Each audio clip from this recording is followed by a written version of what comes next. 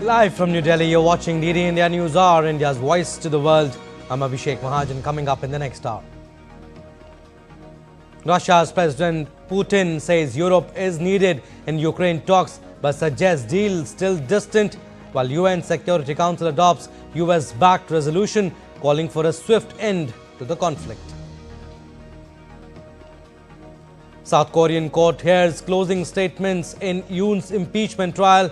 The ousted president is expected to make a closing statement. India's Prime Minister Narendra Modi inaugurates Advantage Assam 2.0 Investment and Infrastructure Summit 2025 in Guwahati. And in sports, heavyweights clashed in Champions Trophy on Tuesday. Australia, South Africa aim to boost semi-final hopes.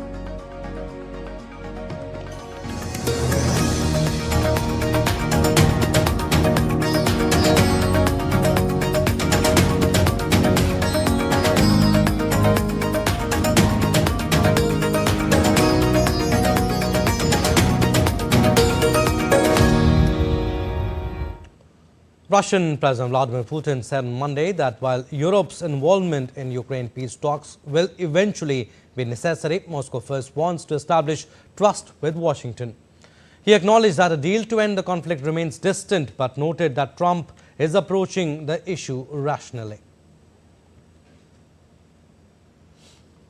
The first step should be devoted to increasing the level of trust between the two countries. That's exactly what we are doing in Riyadh. This is what the next, maybe other high-level contacts will be dedicated to. Without this, it is impossible to resolve any issue, including an issue as complex and acute as the Ukrainian crisis.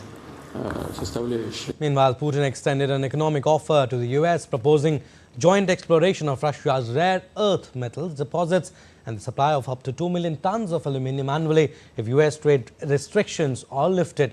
He also hinted at potential cooperation in energy and resource development, including areas in Russian-controlled eastern Ukraine. All right, like we mentioned, the stand of Vladimir Putin in Russia-Ukraine, with Russia in votes at the United Nations to mark the 3rd anniversary of the Russian-Ukraine conflict, highlighting the Trump administration's change of stance on the war. First, the duo opposed a European drafted resolution condemning Moscow's actions and supporting Ukraine's territorial integrity, which was passed by the UNGA. Then they backed a US drafted resolution at the UNSC calling for an end to the conflict, but containing no criticism of Russia. Here's a report. The United Nations Security Council on Monday adopted a US drafted resolution marking the 3rd anniversary of Ukraine conflict, calling for an end to the hostilities. The US resolution received 10 votes in favor, while France, Britain, Denmark, Greece, and Slovenia abstained. Until now, the 15-member council has been unable to take any action on the conflict in Ukraine. The short resolution mourns the loss of life in Russia-Ukraine conflict, reiterates the UN's purpose is to maintain international peace and security and peacefully settle disputes, and also urges a swift end to the conflict. Acting US Ambassador to the UN, Roberta Flack, told the Council that the resolution puts everyone on the path to peace and it is a first step which all should be proud of. This resolution puts us on the path to peace. It is a first step, but a crucial one of which we should all be proud. Now we must use it to build a peaceful future for Ukraine, Russia, and the international community. Britain's UN Ambassador Barbara Woodward told the Council that the terms of peace in Ukraine matter. And the terms of the peace must send a message that aggression does not pay. This is why there can be no equivalence between Russia and Ukraine in how this Council refers to this war. If we are to find a path to sustainable peace, the Council must be clear on the war's origins. Earlier on Monday, the UN General Assembly rejected a US drafted resolution, which was later passed only after being amended to the state. The General Assembly also adopted a European-backed Ukrainian resolution condemning the conflict as a violation of the UN Charter. The resolution tabled by the United States only passed after a majority of member states voted to add EU-led amendments, which led to the US abstaining on its own motion and voting against the Ukrainian text. We need to reconfirm that the aggression should be condemned and discredited, not rewarded. Our position must include substantive elements and ensure that any future peace initiatives aligns with the principles of the UN Charter. However, the text in the original US resolution was passed hours later in the Security Council, the first to do so since the start of the conflict in Ukraine. The two General Assembly draft resolutions put before the UN member states during the morning session both ostensibly called for peace and an end to the conflict, but diverged fundamentally. Anamika Pandey's report, DD India. While in Washington, French President Emmanuel Macron met with US counterpart Donald Trump on Monday amid the third anniversary of Russia-Ukraine conflict. The two leaders discussed a potential path forward for peace, but there were stark differences in their approaches to the conflict. DD India's Aarti Rana has more details. French President Emmanuel Macron is the first European leader to visit the White House since Trump's return. Macron tried to convince the US president to continue supporting Kyiv and to discuss the next steps in bringing an end to the Russia-Ukraine conflict that has had Eastern Europe on the edge since February 2022. Macron emphasized that Ukraine must be included in discussions to resolve the conflict and warned that any peace deal must not result in Ukraine's surrender. We want peace. That peace cannot mean capitulation by Ukraine. That peace cannot be a ceasefire with no guarantees. That peace must include the conditions for Ukrainian sovereignty, allowing Ukraine to negotiate with all actors on the issues which concern it and for which it is the only party which can legitimately negotiate. But it's a peace for which we need to assume our responsibilities to maintain security and stability for Ukraine and for the whole region in the long term. And for we Europeans, that's an existential question. Macron expressed optimism after his discussions with Trump, pointing out that there is a potential path forward. The French president stressed that the United States would need to offer security guarantees to Ukraine, particularly if European peacekeepers are deployed on the ground. I think it's good to have discussion. I think it's useful to have negotiation. I think it's super important to go to the peace. But my strong point was to say, let's try to get something first which can be assessed, checked and verified. And let's be sure that we build sufficient guarantees on the short run. And this is where we are ready to be engaged. As for France, a lot of my European colleagues are ready to be engaged. But we do need this American backup because this is part of the credibility of the security guarantees. And this is our collective deterrence capacity. Trump, for his part, hailed Macron as a very special man and suggested that a peace deal could be achieved in weeks, underlining his willingness to re-engage with Russian President Vladimir Putin. It's time to end this bloodletting and restore peace, and I think we're going to do it. We've had some great conversations, including with Russia. Trump claimed that Russian President Vladimir Putin said that there is no problem with having European troops serving as peacekeepers in Ukraine whenever the conflict ends, while calling for Europe to take on more of the financial burden of supporting Ukraine. I'm also pleased that President Macron agrees that the cost and burden of securing the peace must be borne by the nations of Europe, not alone by the United States. And Europe must take that central role in assuring long-term security of Ukraine, which they want to do. And that's not a very big step. The big step is what's going to happen over the next few weeks. We must have an agreement with Ukraine on critical minerals and rare earths and various other things as security. And I think that that's happening. I think we've made a lot of progress. I had a report just given to me before walking in that we've made, Emmanuel, a great deal of progress toward getting that. World diplomacy is changing lanes and switching gears at a pace not witnessed in decades. In a remarkable moment during their talks at the Oval Office on Monday, Macron interrupted and corrected Trump after the US president claimed that Europe was simply lending money to Ukraine and would eventually get it back. No, in fact, to be frank, we paid 60% of the total efforts, and it was through, like the US, loans, guarantee, grants, and we provided real money, to be clear. We have 230 billion frozen assets in Europe, Russian assets, but this is not as a collateral of a loan because this is not our belonging. So they are frozen. If at the end of the day in the negotiation we will have with Russia, they're ready to give it to us, super. It will be loan at the end of the day and Russia will have paid for that.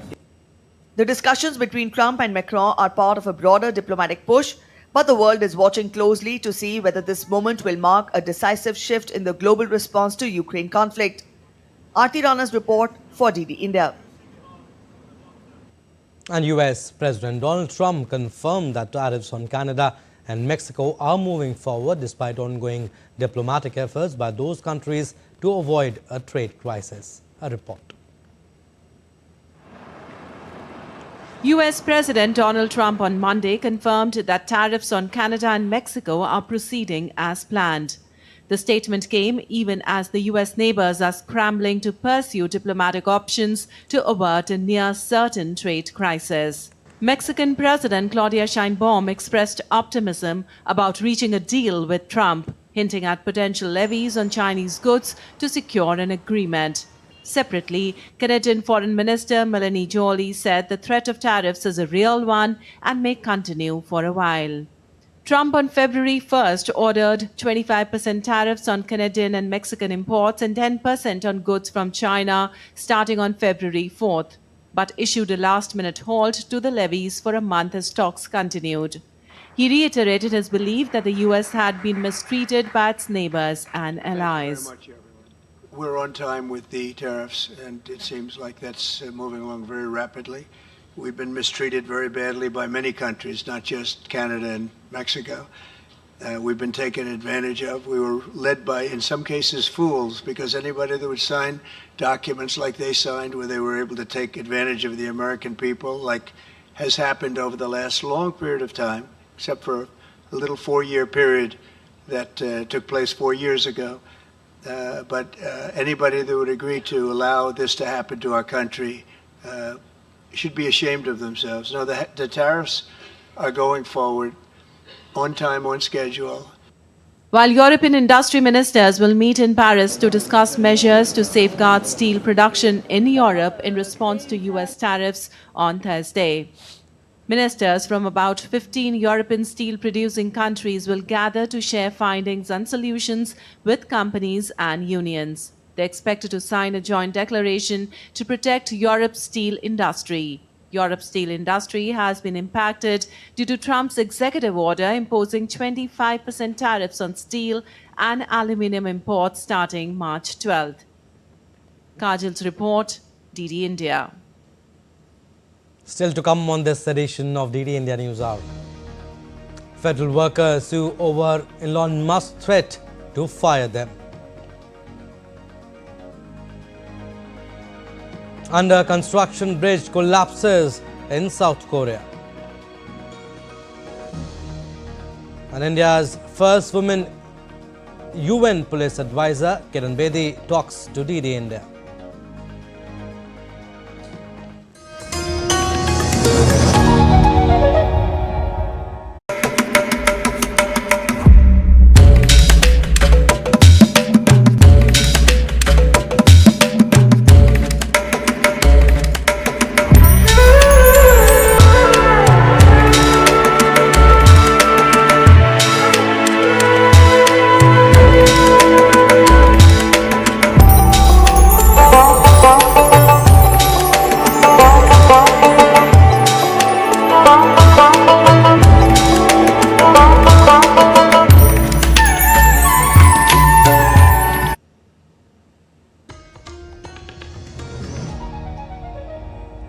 Welcome back. You're watching DD India News Hour. I'm Abhishek Mahajan. US President Donald Trump's advisor Elon Musk said on Monday that starting this week, government workers would be put on administrative leave if they fail to return to the office.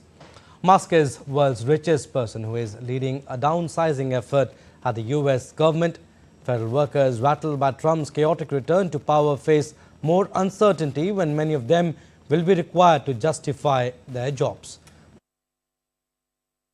Meanwhile, federal workers on Monday filed a lawsuit against Elon Musk for violating the law with his weekend demand that employees explain their accomplishments or risk being fired.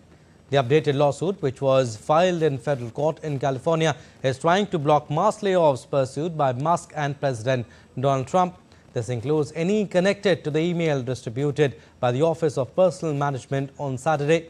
It called the threat of mass firings one of the most massive employment frauds in the history of this country.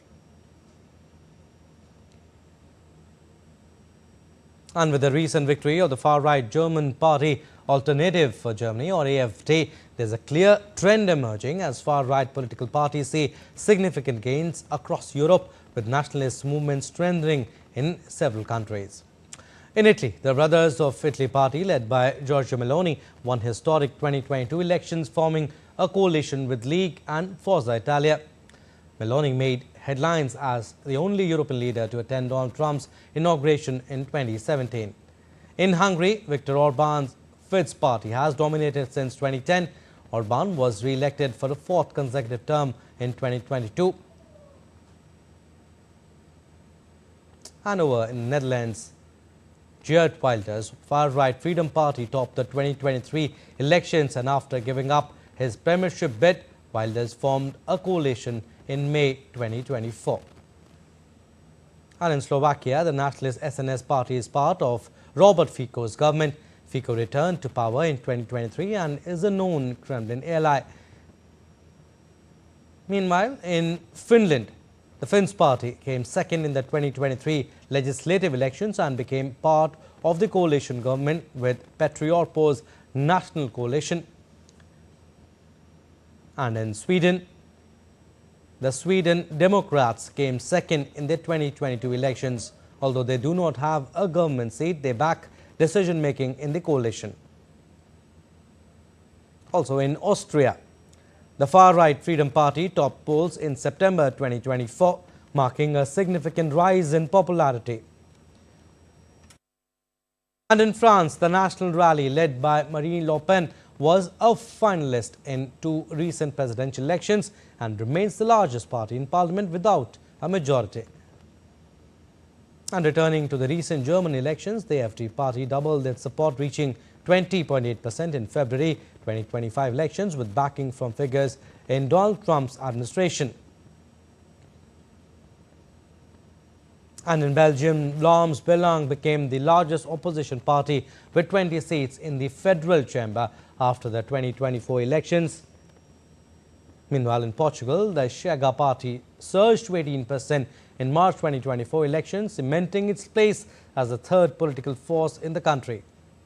And finally, in Britain, the Reform UK party, led by Nigel Farage, gained 14% of the vote in the July 2024 general election, securing 5 seats in the parliament.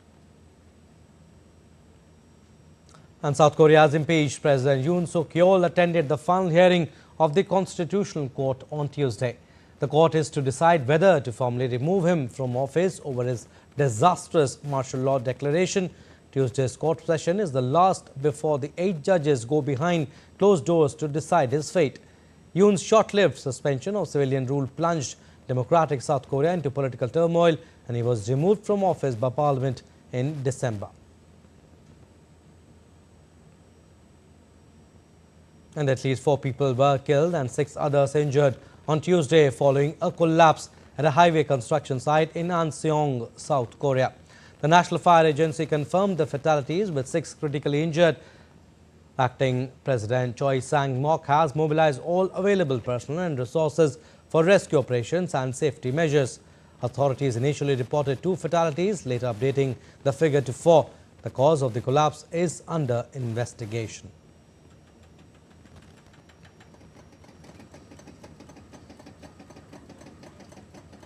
Shifting focus, the Vatican confirmed on Tuesday morning that Pope Francis rested well all night. Pope has been in critical condition, battling double pneumonia. The Pope was admitted to Rome's Gemelli Hospital on February 14 with a serious respiratory illness that has since triggered other health problems too. The Vatican has described the Pope's infection as complex and said it was caused by 2 or more microorganisms. Moving on, the 6th edition of the India-Japan Joint Military Exercise Dharma Guardian began on February 24, 2025 at the East Fuji training area in Japan. This significant exercise marks a major milestone as it is being conducted at an enhanced scale with the participation of troops expanded to a company's strength level for the first time since the inception of the exercise. The 14-day joint exercise will not only enhance the operational readiness of both armies but also contribute to strengthening the enduring India-Japan defense relationship. Notably, the joint drills will involve counter-terrorism operations in urban terrain, a critical area of operational focus given the contemporary security landscape. The troops will also rehearse activities conducted during United Nations peacekeeping operations, simulating real-world situations where multinational forces must collaborate effectively in complex environments. And Dr. Kiran Bedi, the first Indian woman to be sent as the Women Police Advisor to the UN, talks exclusively to DD India's Deepika Mehto and shares insights about her journey. She says that the central government is walking the talk on the world as one approach through such conferences. Take a listen.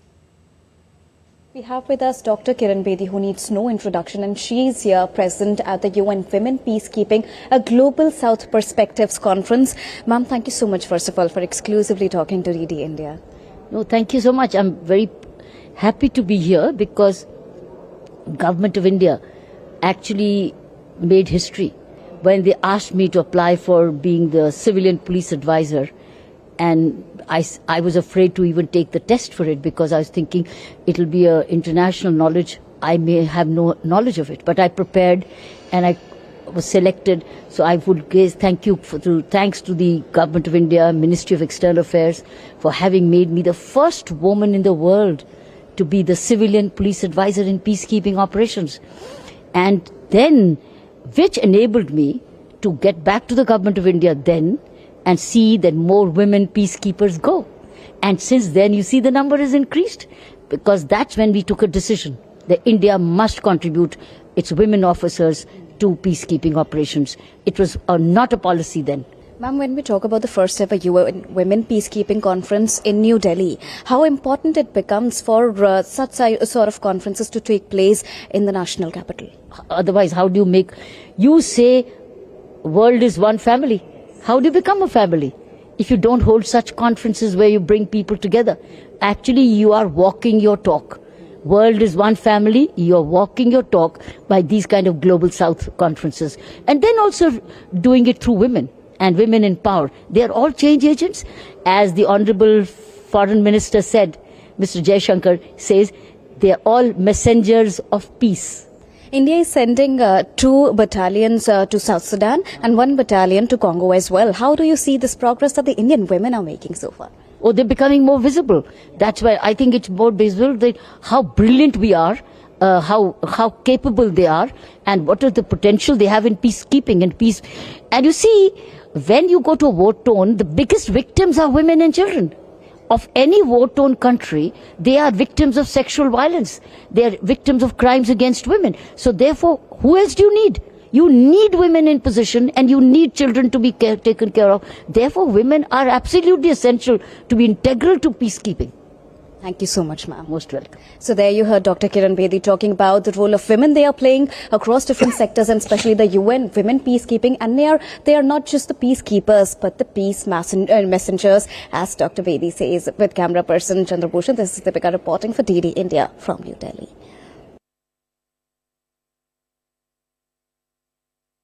Kicked off in Abu Dhabi on Sunday, uniting prominent global leaders of Indian origin from over 30 countries to discuss international cooperation and development. Running until February 26, with its final day in Dubai, the event underscores the Indian diaspora's growing influence in shaping global policy and business. A notable highlight was the release of an impact report by the Boston Consulting Group, showcasing the Indian diaspora's extraordinary growth and influence in the UAE, from 5,000 people in 1975 to 3.9 million today. The forum featured distinguished speakers including FedEx CEO Raj Subramaniam, former UK House of Lords member Lord Karan Balamoria and Bollywood actor philanthropist Vivek Oberoi, among others. Jai Hind, welcome to Indiaspora. It gives me great pleasure. It's an honor to be the Goodwill Ambassador for Indiaspora.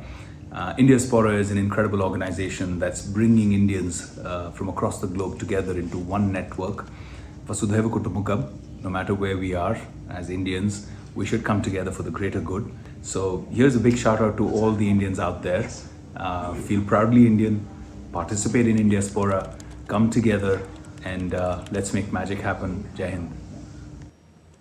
I'm delighted to be participating and speaking at the Indiaspora Forum for Good, the first Indiaspora global conference taking place in Abu Dhabi in the UAE. 700 people of Indian origin from over 30 countries. And what a time to be doing this when the world is in a very uncertain situation at the moment. And here we have members of the Indian community, all of us proud of being Indians, and so many examples of Indians now reaching the very top in every field you can imagine around the world. And that is being showcased here and illustrated at this conference. Still to come on this edition of DD India News Hour.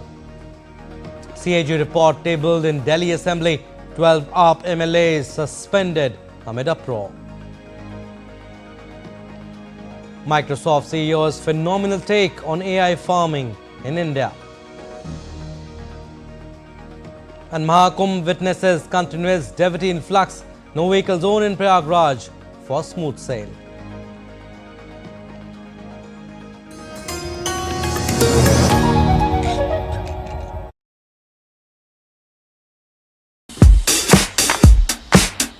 Goa, an adventure paradise like none other.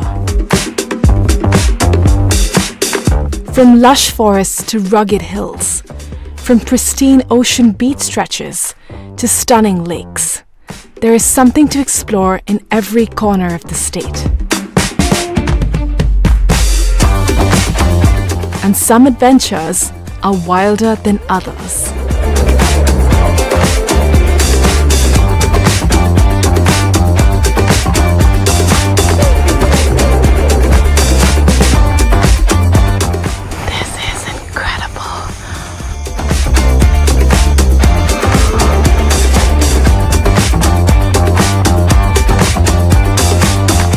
Watch postcards from Goa on National Geographic.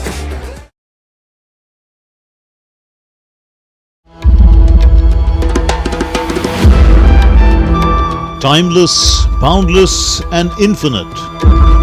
The essence of faith, the soul of Sanatan culture.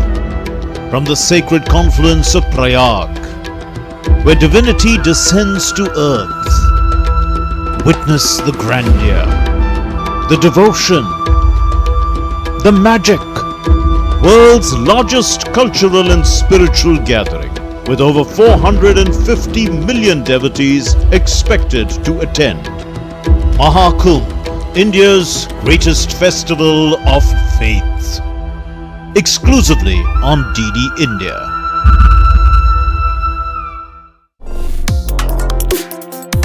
Complex issues, hidden agendas, twists and turns, strategic games. We think all dots are linked, we just need to connect them. Join me every week as I connect the dots to unravel hidden designs in statecraft, mysteries, and decode issues that matter to you. Watch Connecting the Dots with me at these times on DD India.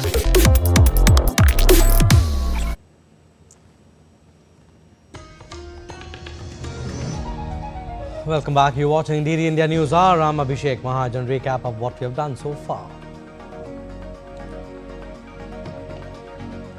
Russian President Vladimir Putin says Europe is needed in Ukraine talks, but suggests deal still distant. United Nations adopts European drafted resolution on Ukraine conflict. South Korea court hears closing statements in his impeachment trial. Yoon expected to make a closing statement. Prime Minister Narendra Modi inaugurates Advantage Assam 2.0 Investment and Infrastructure Summit 2025 in Guwahati. And in sports, heavyweights clash in Champions Trophy on Tuesday. Australia, South Africa aim to boost semi-final hopes. India's Prime Minister Narendra Modi inaugurated the Advantage Assam 2.0 Investment and Infrastructure Summit 2025 in the northeastern state of Assam's Guwahati on Tuesday. Upon his arrival on stage, PM Modi was felicitated by state's Chief Minister Himanta Biswa Sarma. The summit was also attended by a number of business leaders. The Assam Summit aims at fostering innovations and sustainable development in Assam and focusing on its industrial evolution, global trade partnerships, booming industries and the vibrant MSME sector, featuring over 240 exhibitors from across the globe. Addressing the summit, the Prime Minister said that northeastern India will have an important role in making India develop by 2047.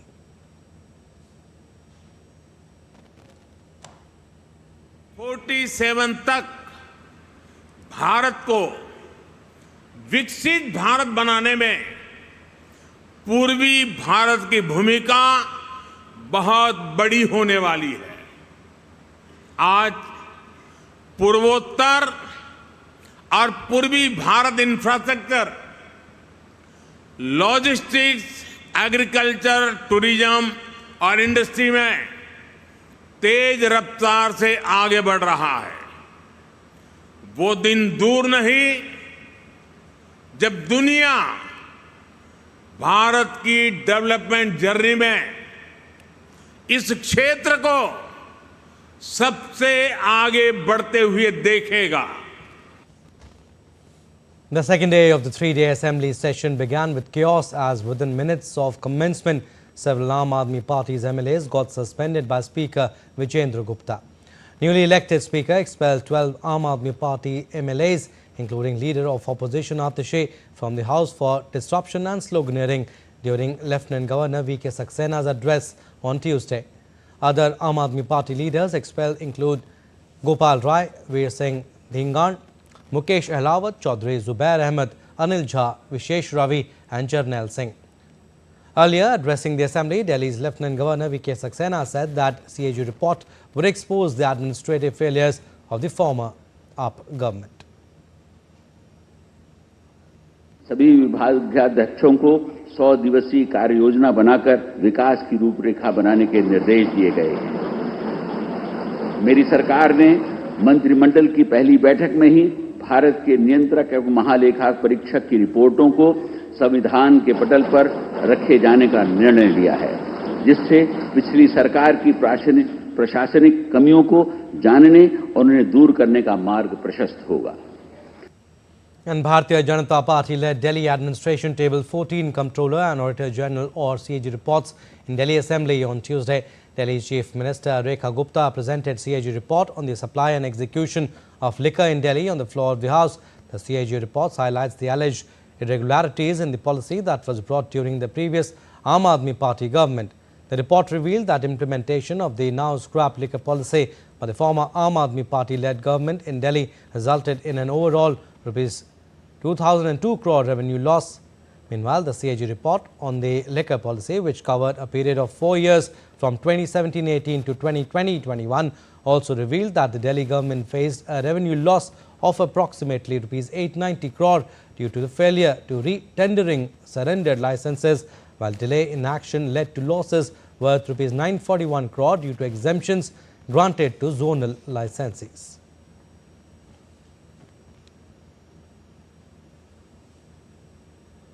All right, we'll go across to DD India's Dibyendu Mondal. He is joining us live from Delhi. Dibyendu, chaos erupted in Delhi Assembly amid uproar over the tabling of the CAG report. Fill us in with more details. Well, Abhishek, this is the first session of the newly elected government of the Delhi administration that sat in the first sitting of the assembly session. This, in fact, since yesterday. when the oath taking of all the newly elected members of the Legislative Assembly did take place. And today it was the first day when the Lieutenant Governor of Delhi did address, and since the address, since the beginning of the address, a lot of uproar within the assembly was seen by was being done by the opposition MLAs, which is the Aam Aadmi Party MLAs. After which the Speaker of the Delhi Legislative Assembly, Vijender Gupta, did order for the removal of at least 12 of the AAP MLAs from the House. Also, the Aam Aadmi Party MLAs were protesting in the House against the tabling of the CAG report. And not just this, and also, the politics in Delhi have been brewing about the removal of some photographs or some, photographs from the Chief Minister's office as well as from the offices of the Cabinet Ministers of Delhi, which the Aam Aadmi Party did take up in the House today, and due to which the uproar broke out. And the speech of the Lieutenant Governor was abruptly being sloganeered and disturbed, after which the Speaker had to order for the removal of at least 12 MLAs from the House, and the marshals had to be called in, including the former Chief Minister of Delhi, Atishi, as well as former Cabinet Minister of Delhi, Gopal Rai, were part of the 12 MLAs that were thrown out of the House during the Speaker's, in fact, I beg your pardon, during the Lieutenant Governor's address in the Delhi Assembly. Debyendu, also, what are the key issues in focus in the CAG reports apart from supply and execution of liquor in Delhi?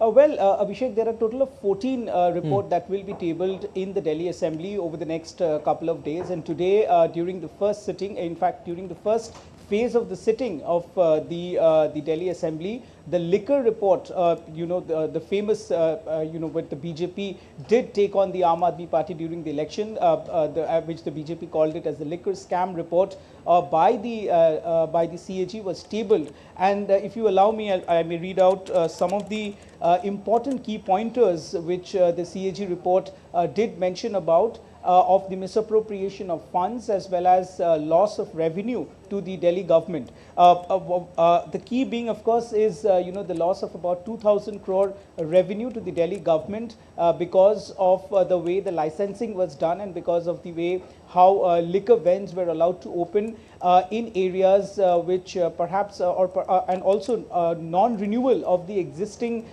liquor licenses that were already in execution in Delhi. So, of course, the CAG report says have caused a loss of about 2,000 crores of revenue to the Delhi government.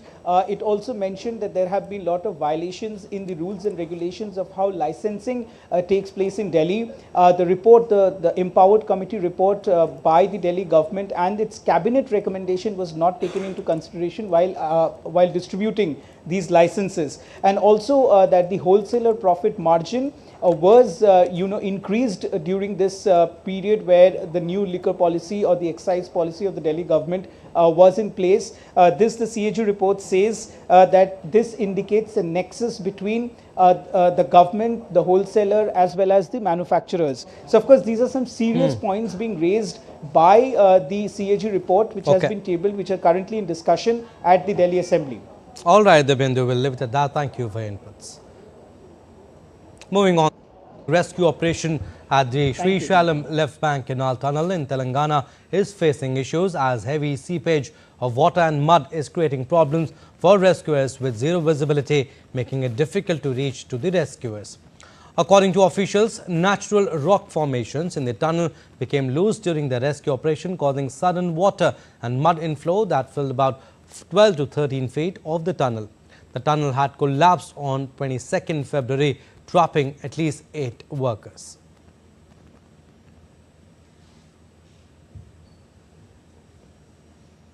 And 80 people have been arrested in connection with the November 24th violence in Sambhal district of northern state of Uttar Pradesh.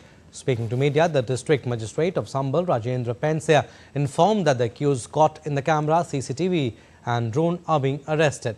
Charge sheet has also been filed against the accused. It is to be noted that the Archaeological Survey of India was conducting survey of a disputed Mughal-era Jama Mosque in Sambhal, claimed to be a pre-Mughal Hari Mandir.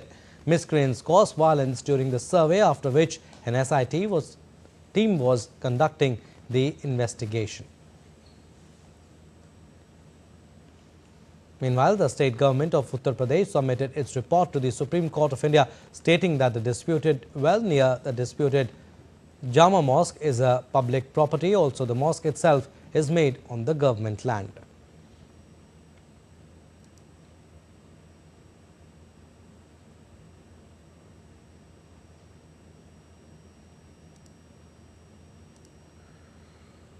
And now taking to social media platform X, Microsoft CEO Satya Nadella highlighted the impact of AI on agriculture in India, describing it as phenomenal.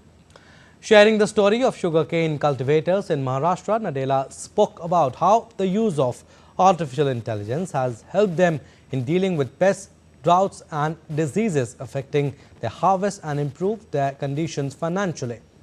Not only this, AI has also helped them to enhance crop yields, reduce chemical usage and optimize water consumption while giving higher than usual yield. In 2022, Microsoft started an agri-tech project in Baramati district in partnership with the Agricultural Development Trust. This initiative leverages AI tools to help farmers achieve healthy and sustainable harvest.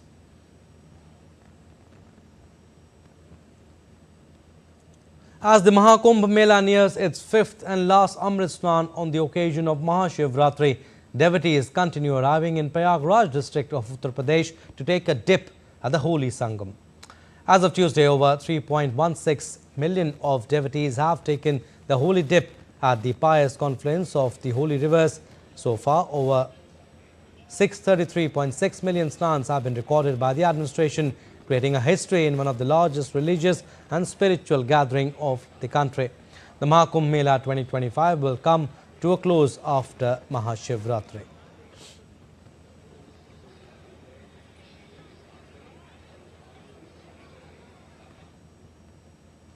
And in line of the ongoing influx of devotees at Prayagraj, the Mela zone has been declared to be no vehicle zone with effect from 4 p.m. Indian Standard Time on Tuesday. The administration has also requested people to take dips at the nearest ghats from their point of entry. Similar instructions have been laid down for pilgrims coming in from various entry gates. Also, the emergency services and transports will continue as usual.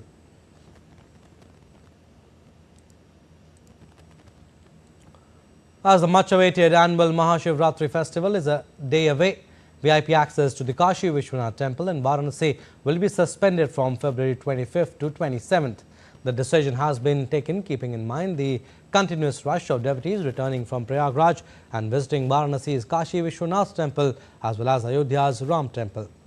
According to Kashi Vishwanath temple's chief executive officer, with Mahashivratri falling alongside the Kumbh Mela this year, pilgrims from across the country along with saints from various akhadas including Naga sadhus are expected to arrive in large numbers to offer prayers, which will likely increase the waiting time for regular devotees.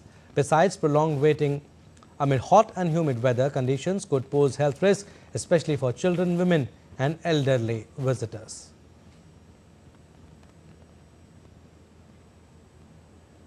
Still to come on this edition of DD India News Hour.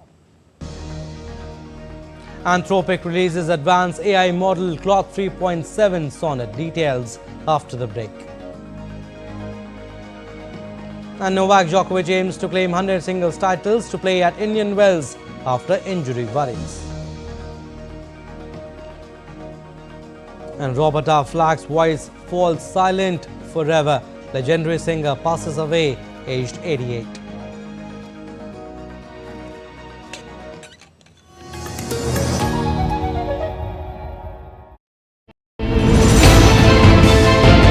Geopolitics and trade deals.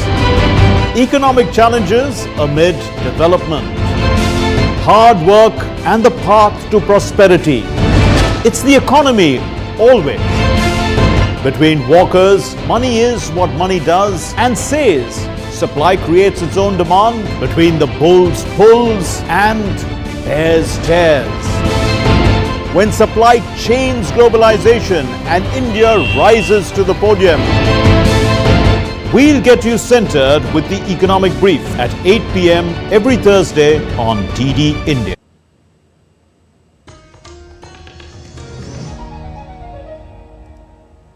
Welcome back. You're watching DD India News Hour. I'm Abhishek Mahajan. Some more stories. San Francisco-based artificial intelligence company Anthropic has unveiled its most advanced AI model to date. The new model can generate faster responses and display its step-by-step reasoning process. Anthropic aims to secure a competitive edge in the rapidly expanding generative AI industry. DD India's Diptanshu Kashyap has more on this. The race to reign supreme in the world of artificial intelligence continues. In addition to established players with a head start, many other companies are making moves in the sector. The competition grows fiercer as leading companies roll out their latest models. Anthropic, a San Francisco-based AI company, has unveiled its most advanced model yet. The Claude 3.7 Sonnet aims to outpace rivals by offering quicker responses and enhanced reasoning capabilities. Anthropic claims this new model is poised to revolutionize how AI handles complex tasks from coding to decision-making, giving the company an edge in a highly competitive market. Alongside the new AI model, Anthropic is introducing Claude Code, an AI tool specifically designed for software developers. This tool will help programmers automate tasks such as debugging and coding, marking a significant step towards AI acting as an autonomous assistant. Meanwhile, tech majors Apple and Alibaba are making massive investments in AI's future. Apple plans to invest $500 billion over 4 years, including the development of an AI server in Texas. Alibaba is committing $53 billion to build AI infrastructure, focusing on advanced data centers. Both companies are betting big on AI to shape the future of technology. Diptanshu Kashyap's report for DD India. The coffee house chain Starbucks is set to lay off 1,100 corporate employees as CEO Brian Niccol pushes ahead with this turnaround effort that has been struggling with falling sales. Niccol told employees in a letter they are simplifying our structure, removing layers and duplication, and creating smaller, more nimble teams with an intent to operate more efficiently and increase accountability, among other goals. Since taking the helm 6 months ago, Starbucks shares have rebounded more than 22%.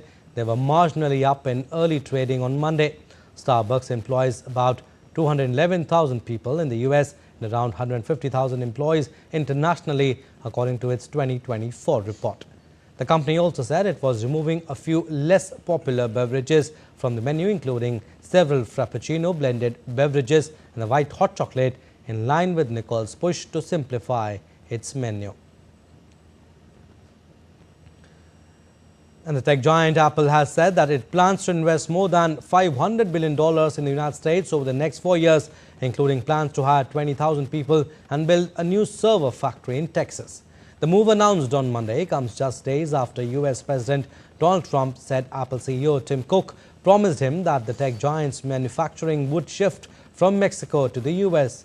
Trump noted the company was doing so to avoid paying tariffs.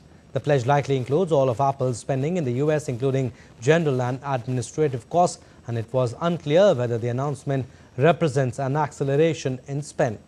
Apple made a similar announcement about its US spending plans in 2018 during the first Trump administration, when it said its new and ongoing investments would contribute $350 billion to the US economy over 5 years. Sports updates now. We'll start with cricket. In Champions Trophy, the toss between Australia and South Africa at the Rawalpindi Cricket Stadium has been delayed due to rain.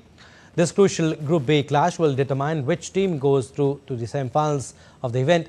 South Africa comes into the contest after a comfortable victory against Afghanistan, while Australia completed the highest successful run chase in Champions Trophy history to beat England.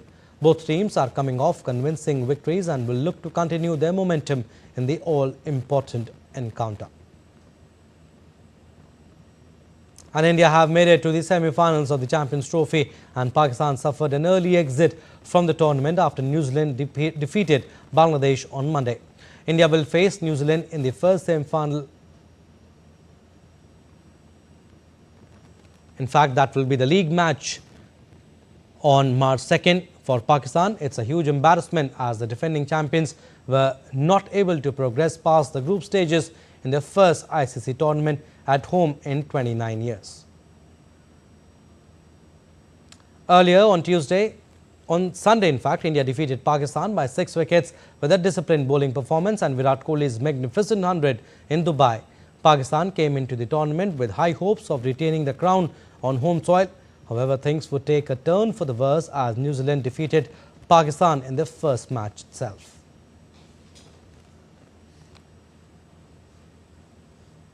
Novak Djokovic will play at Indian Wells as the Serbian shakes off injury concerns and resume his hunt for a 100th singles title. The 24 times Grand Slam winner retired from his Australian Open semi-final with a hamstring problem last month and lost in the first round of the Qatar Open last week. His disappointing display raised concerns that he would not play in the Southern California event. 5 times Indian Wells winner Djokovic will aim to become the third man to claim 100 singles title in the professional era behind Jimmy Connors and Roger Federer.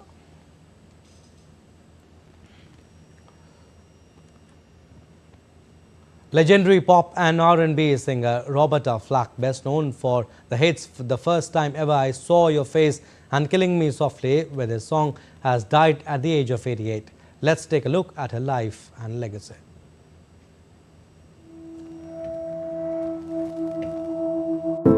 In the silence of the night, where music whispers secrets to the soul, a legendary voice has fallen silent. Roberta Flack, the songstress who killed us softly with her melodies, has left us, leaving behind a legacy of love, loss, and longing. Born on February 10, 1937, in Asheville, North Carolina, Roberta Flack's musical journey began at the tender age of 9, where she started playing a piano.